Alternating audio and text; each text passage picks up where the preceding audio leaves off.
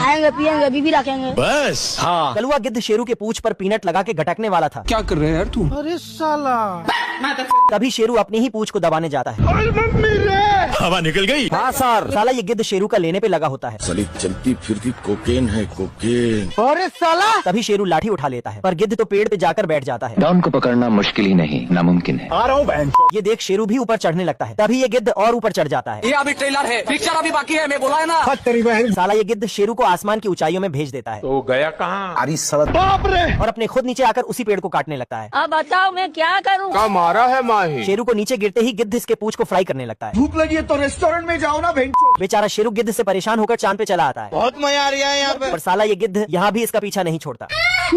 तू नारी नहीं पिशाचनी है। ये देख शेरू खुद को 100 साल के लिए इस गुफा में बंद कर लेता है। बहुत तकलीफ होती है। आजा आजा। पर 100 साल बाद भी गिद्ध वही कुंडली मार के बैठा होता है। नहीं रहा जाता यार तेरे बिना। जब देखा करते रहता कुछ न कुछ तो गड़बड़ जरूर है। चिरकुट का पूरा पानी बतक गटक जाता है। मजा आ रहा है। ये दोनों बरमुंडा के टापू पे आ टपके होते हैं। क्या करूँ? खाएगा केला। और ये दोनों इस अकेले बचे नारियल को खाने में लगे होते हैं। माल की दे रहे वो तो मैं खा गया। पर साला ये चिरकुट इस नारियल को अकेला ही दबा लेता है। तभी बतख भूखे पेट के लिए मछली मारने आता है। और अपनी टोपी नीचे गिराकर चिरकुट को फिशिंग हुक पे बिठा लेता है। तो बेटे काम कर। ठीक है समझ गया। चूतिया बनाया तुमको। साला ये चिरकुट को छुतिया बनाकर ढेर सारी मछली मारने लगता है। Once more. क्या सोच है रे तेरी, मानना पड़ेगा। बाप रे। ये देख चिरकुट अपनी जान बचाकर निकल लेता है। अपने आप के समझा कि हम राजा है। No thanks love you. तभी ये दोनों भुक्खड़ 50-60 किलो मछली पेल जाते हैं। बहुत मजा आ रहा है यहाँ पे। कुछ ही देर में इन दोनों को वहाँ एक शिप दिखाई दे जाती है। चलो नहीं रहा जाता यार तेरे बिना। आजा आजा। तभी ये दोनों टापू की ऐसी तैसी करके निकल लेते हैं। तू मुझे छोड़ के मत जाना। बाबू। आजकल साला। ये। चूहा गलती से अलादीन के चिराग को हिला देता है। तभी ये भूतनी के शकल का जिन्न बाहर निकलता है। प्रणाम सर। तो बेटे काम कर। ये देख चूहा बिल्ले का तार ठीक करने का हुक्म दे देता है। चलो 1 2 3 भागो। हे हरिराम। बहुत तकलीफ होती है। तभी वो चिराग बिल्ले के हाथ लग जाती है। आजा आजा। हाँ सर। और ये भी जिन्न को चूहे का सिस्टम हैंग करने को बोल देता है। ठीक है समझ गया। 5 मिनट बम फाड़ डाली। तभी साला ये चूहा जिन्न को भी चकमा दे देता है। तो गया कहाँ? अरे साला। ओहो ये देख बिल्ला चिराग हिलाकर चूहे को अंदर खींच लेता है। अब तू गया बेटा।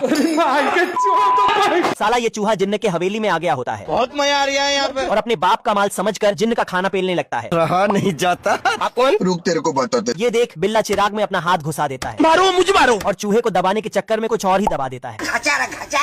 गया। तभी जिन्न की शक्तियाँ बिल्ले के अंदर आ जाती हैं। क्या करूँ? ये देख चूहा चिराग हिला के बिल्ले को अंदर घुसा देता है और इसे अपना सस्ता नौकर बना लेता है। तेरा हाथ दर्द कर गया बेटा। बाप को भेज। है मुझसे वही स्मार्ट। ज्वाड़ी गबरू फोटो के पीछे शीशा लगाकर मंगरू को हरा देता है। माल की दे रहे लो ना भाऊ। Okay okay thank you. तभी फायर बेल बजने लगती है। ओह शिट, ऐसा नहीं हो सकता। मेरे को जाना पड़ेगा। इतने में ये दोनों एक दूसरे को ठोकते पीटते चल देते हैं। बहन का। तभी गबरू सीढ़ी से दरवाजे समेत मंगरू को उठा के फेंक देता है। बढ़िया तेरी दादागिरी निकाल दूंगा मैं। ऐसा मत करो मेरी जान।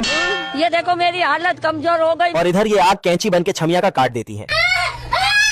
बाप रे। क्या करूँ? ये देख मंगरू अपनी पानी की धार से छमिया को बचा लेता है। बसंती मेरी जान, आई लव यू मेरी क्यूटी बाई। तू है कौन रे? पर साला ये गबरू हवाबाजी दिखाने के चक्कर में छमिया को उसी आग में भेज देता है। और ये खुद छमिया को बचाने चल देता है। कुछ नहीं होगा बेटा, कुछ नहीं होगा। आ रहा हूँ बहन। ये देख मंगरू भी कहा पीछे रहने वाला था। जल्दी कर जल्दी कर।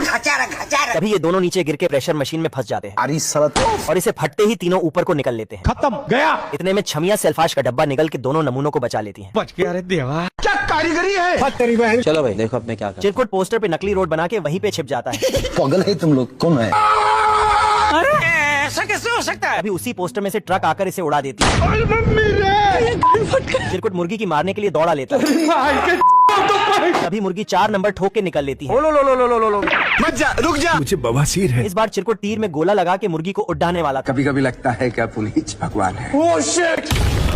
साला ये चिरकुट गुलेन में खुद को लौट कर लेता है। मेरा बाप बदमाश था, मैं बदमाश ही हूँ। तभी गुलेन वापस इसे ही अलग है। चिरकुट हार मानने को तैयार नहीं होता है और ये रोज नए नए तरीके से मुर्गी का लेग पीस खाने का प्लान बनाता था। आ रहा हूँ बहन।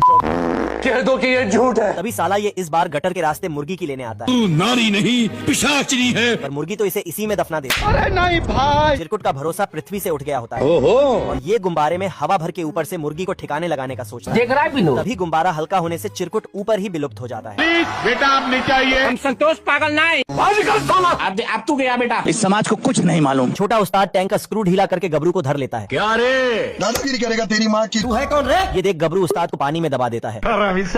बाप को भेज।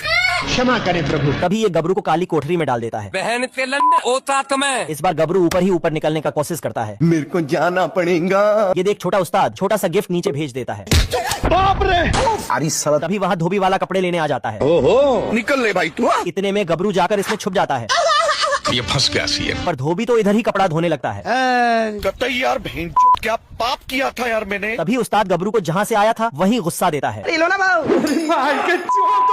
कोई बात नहीं, दोबारा ट्राई करेंगे। बेचारा गबरू जेल से भागने की बहुत कोशिश करता है, बल्लू तुम्हारी जेल से फरार। पर साला ये छोटा उस्ताद नहा धोकर इसके पीछे पड़ गया होता है। चला जा भोसड़ी के। Oh shit. तभी गबरू उसी गोले से उस्ताद को हवे में ही उड़ा देता है और इस कबाड़ी को कबाड़ में डालकर ठोकने लगता है। टपा टप हवा निकल गई।